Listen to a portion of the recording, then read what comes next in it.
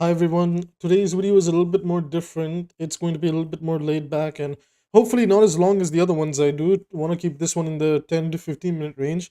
And it's been a topic that's going around. I think you guys have seen the thumbnail, you've seen other videos, and it's the thumbnail problem. Whoa, thumbnail. Whoops, I meant mythic skin problem that's going around. Now, for people that don't know, the current mythic skin in the Battle Pass, which is Hanzo's Onryo skin, right? This skin, gorgeous skin.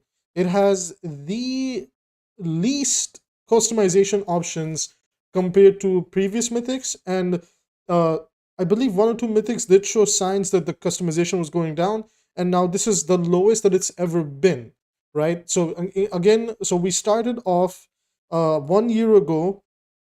Overwatch 2 started off 1 year ago with their first mythic being Cyber Demon Genji. As you can see, there's the weapon, the tattoo, the mask, the different colors. So various different ways to customize the character, right? There's different ways you can see over here in case you don't have the skin.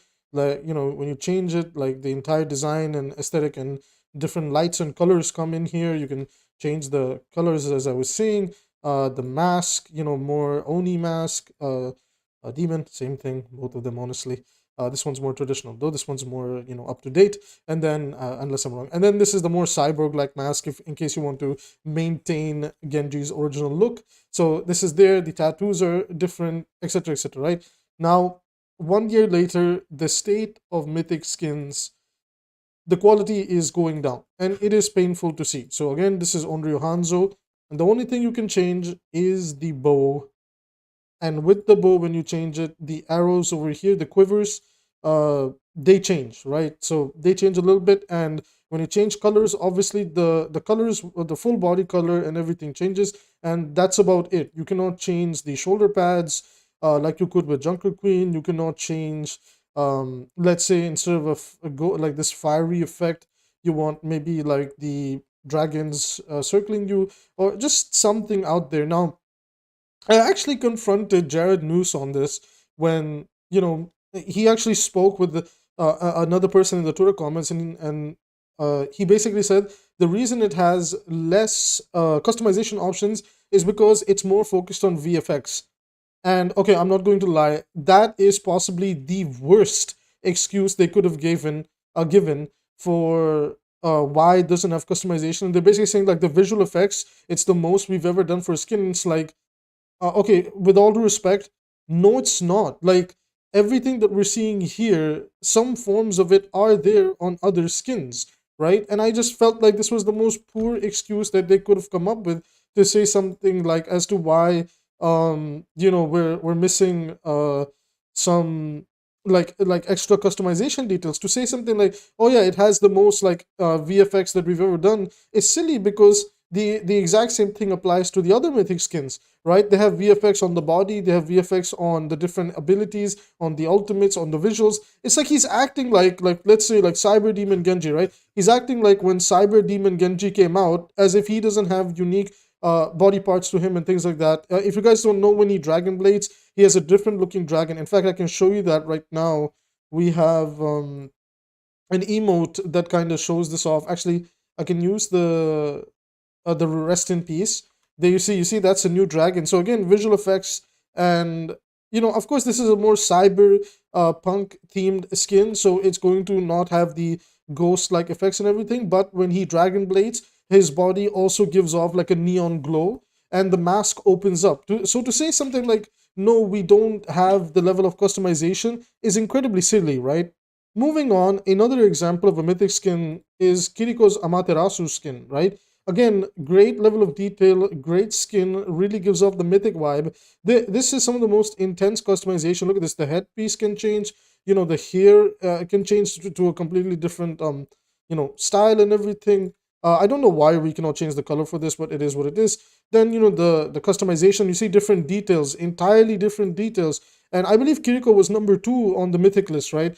The entire ability set changes. So Jared Noose, I know you're never gonna watch this video, but like, to the people that do watch this video, I'm sorry, that is a really horrible excuse to kind of come out and say that, well, we focused on the visual effects. Even in this ultimate, when Kiriko uses her ult, the big gates, it's like it's a different style of gates, And there's like these papers hanging off of them. They're the things that people write their wishes on, if I'm not mistaken. I don't know if I can show it, maybe through the highlight intro.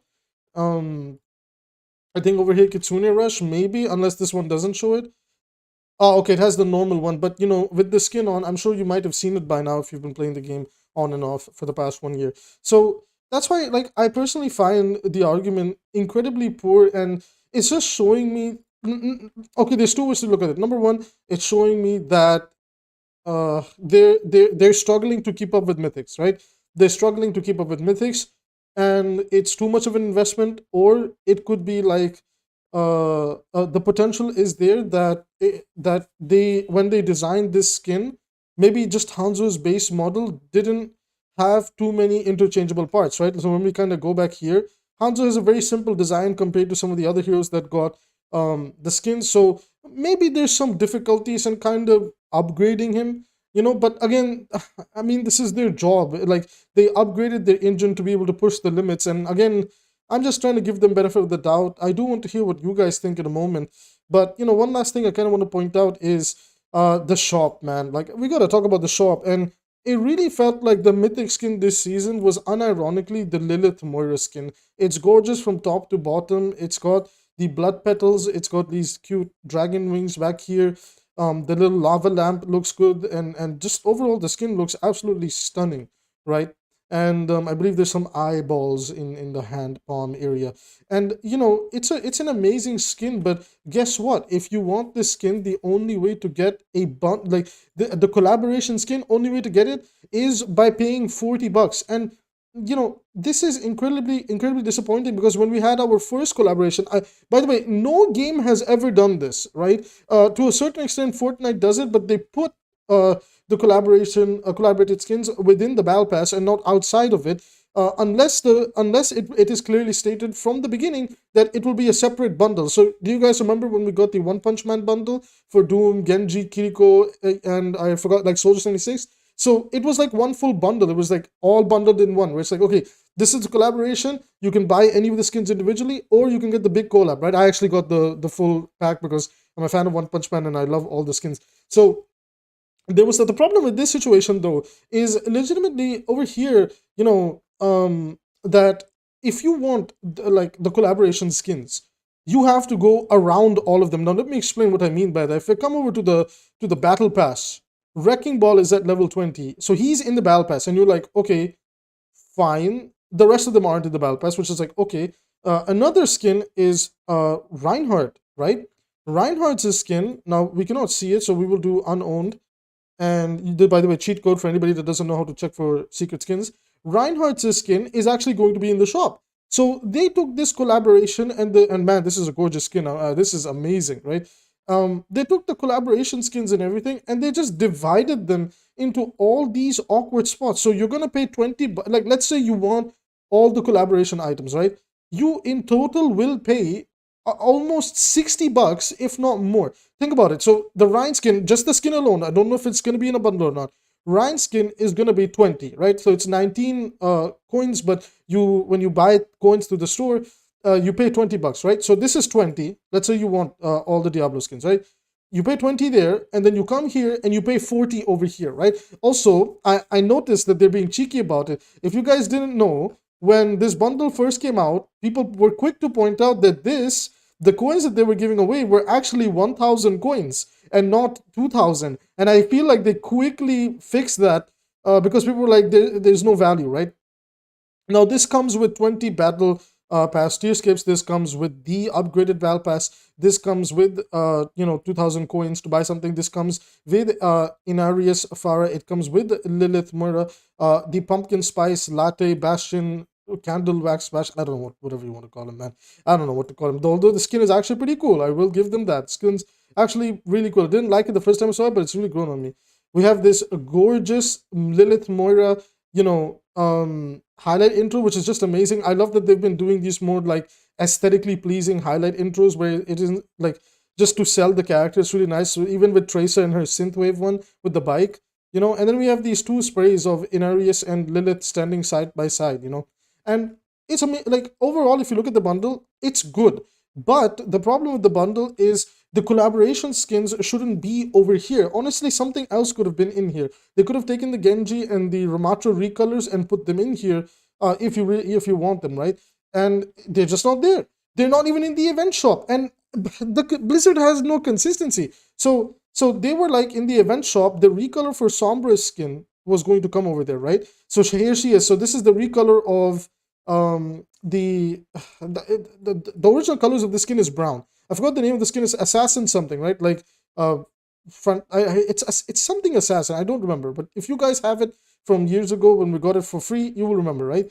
Now they recolored it and you can get it for 3,000. They also said that more skins would be coming to the Halloween shop, the event shop, right? So before this was the anniversary shop, now it's an event shop.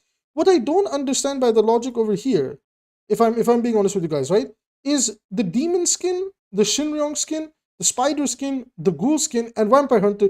You can already buy all these skins from the hero gallery. Why are they in the Halloween shop? It's just like tricking the customer into, oh, you've never seen these ones before. You might not have purchased. Like, for example, if I'm not mistaken, I bought Spider Widowmaker in season one.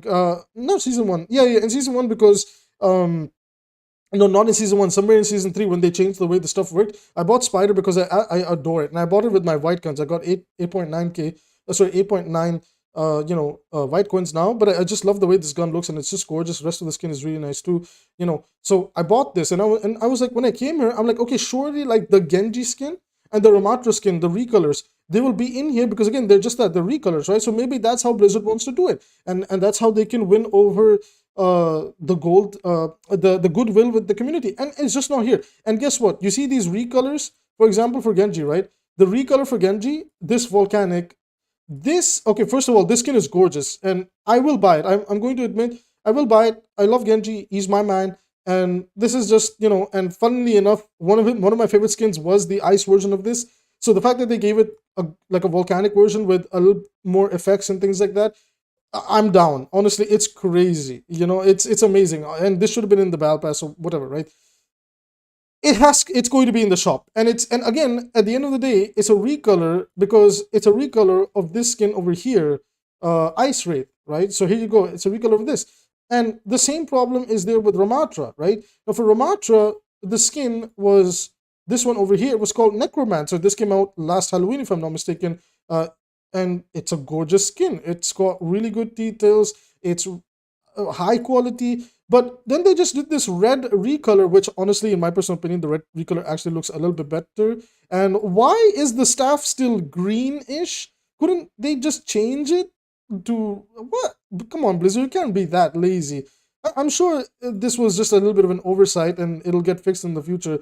But this is a recolor of the other skin with, it is actually, I think it's a 1-to-1 recolor. It's not even like it has very few like extra details, but why would you sell this in the shop? I feel like Genji and Ram are going to be in a bundle, and it's just disappointing, because it's like, you can sell like one version of a skin for coins, and then one version of a skin for credits. And I feel like, and select skins, obviously, right? Like, not all the skins can get this treatment, but select skins. And I feel like it's a way to keep the community happy, because they can get new skins for quote-unquote free. And when you don't do that, and you pull garbage like this, that, hey, look, new skin, but it's actually a recolor from last year, it's scary signs for the future of Overwatch. That's all I'm going to say for now. It's a sign that maybe things aren't going that well. Now, I don't know, like, why they lazy it out on this season. Even with the Mythics, like, I do believe that they put a lot of effort into the Diablo skins, right? They probably went really crazy on the Diablo skins, and they just kind of toned it down to everything else. Although the skins in the Battle Pass and everything are really gorgeous, like this. Even this Widowmaker skin, man, this is like a Mythic level skin. It has to be one of the best in the game. Like, have a look at this skin, guys. First of all, she looks absolutely gorgeous, right? But look at this gun. The level of detail, intricacy, the aesthetics, it's crazy. And this skeleton, man, this is nuts. Like, honestly, this is I'm so surprised this one's in the Battle Pass and this one was in the shop. Even this 𝐒𝐈𝐍𝐊𝐒 skin. Now, honestly, the 𝐒𝐈𝐍𝐊𝐒 skin, I don't know why it's a legendary, but, like, despite it being a legendary, it looking like a a rare, because it's basically a recolor with some adjusted assets, it's still gorgeous. My goodness, right? So the skins in the battle pass are really good, but then we end up with a problem like this, and like this focus. This is really cool, but it's a very lazy highlight intro.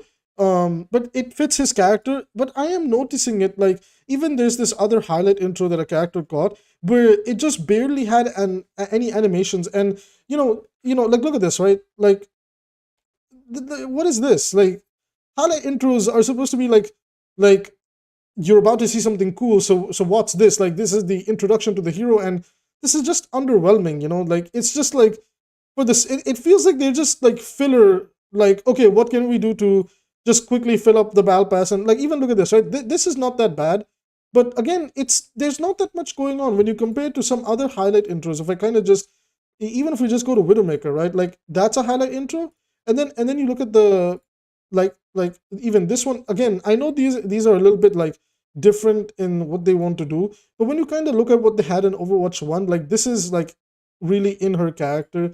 We have this one, which again you could argue that this one's quote unquote lazy, but it makes sense for the sniper's perspective. This is wonderful, right? And this one, I think we can all agree, this one is a little too good for various reasons. So, if you look at any character, like, and the highlight intros from back then and what the highlight intros are like now, it, unless it's like a big collab and things like that, it feels weird. Like, for example, Doomfist has this one from, that's really cool. I always forget that's a thing. He has this highlight intro from like the One Punch Man thing, and it doesn't look that good with other skins, but man, does it look good over here. But this is cool, right? It's just, I don't know, guys. Like, honestly, I call this video the Mythic monetization problem. And my thoughts are, I just hope they don't get lazy. Like, I can oversee this season that perhaps because of the whole collaboration with the Diablo team and everything, they really wanted to go all out with the Diablo skins, because honestly, they got promoted way more than the Hanzo skin. But to be very fair, the Hanzo skin does get a pass because it is gorgeous. Like, it's really, really good. Like, for what it's worth, like, yeah, lack of customizations are not, like, it's a big problem, and hopefully this doesn't continue in the next season. But if in the next season we see something like this, and not like what we've seen before, like Kiriko and Genji, then we're going to start getting afraid for the future of Overwatch, because man, if there's any game that is struggling to live up to any promises that it makes, it really is this one. And for various different reasons. Anyways, that's going to be it for this video. And if you guys are enjoying the content, hit subscribe and like. It's a free way to support the channel. And I will see you in the next one.